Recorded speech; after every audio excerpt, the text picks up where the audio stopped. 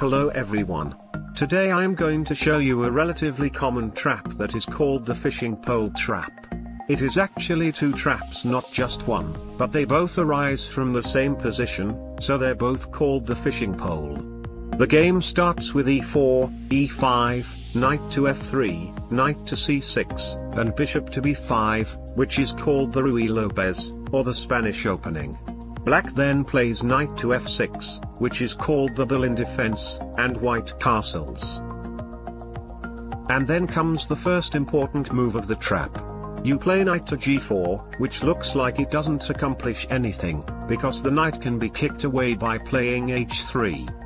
And although h3 is in fact white's best move, it isn't, because it threatens to take the knight, because our whole point is actually to sacrifice the knight and have a devastating attack on the white king.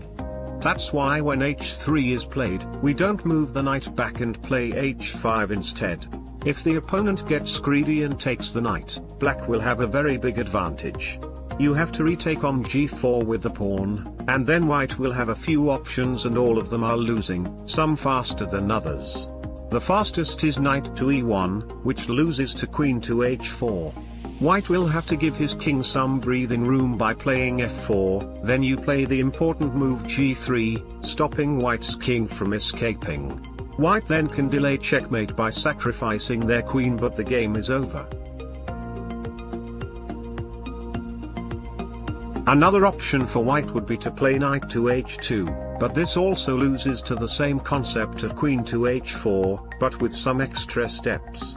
White has to play f4, then you play g3, then white will have to play rook to f3. Then, you take the knight with check, white will go king to f1, then you play the very important move knight to d4, which cuts the escape route in front of the white king.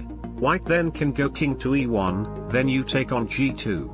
White's best move is to go rook to f1, then you play rook to h1. Then, white will have to sack his queen by playing queen to e2, just to delay checkmate for a few more moves. If the opponent plays this and hasn't yet resigned, take the queen with the knight, and checkmate will be delivered soon after. Another option for white would be to take the knight with the bishop on c6, then you retake with the pawn. Most players in this position escape with the knight, but this loses to the same queen h4 concept.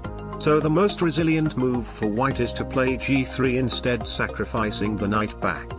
After you take the knight and white retakes with the queen, you play queen to d7, white should go queen to g2, then you go queen to g4. The rest of the line goes d3, queen to h5, bishop to e3, bishop to h3, and you win the exchange and get a big advantage.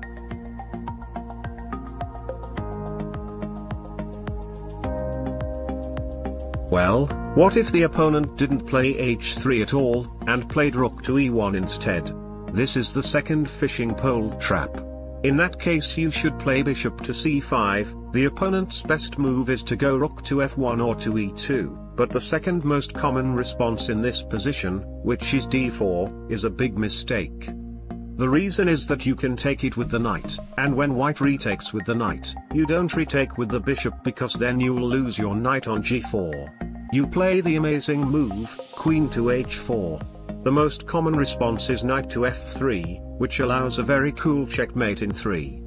You should go queen to f2 check, and when the king moves you sack the queen on g1. And white will have to retake with the knight or the rook, then you play knight to f2, and win with a beautiful smothered mate.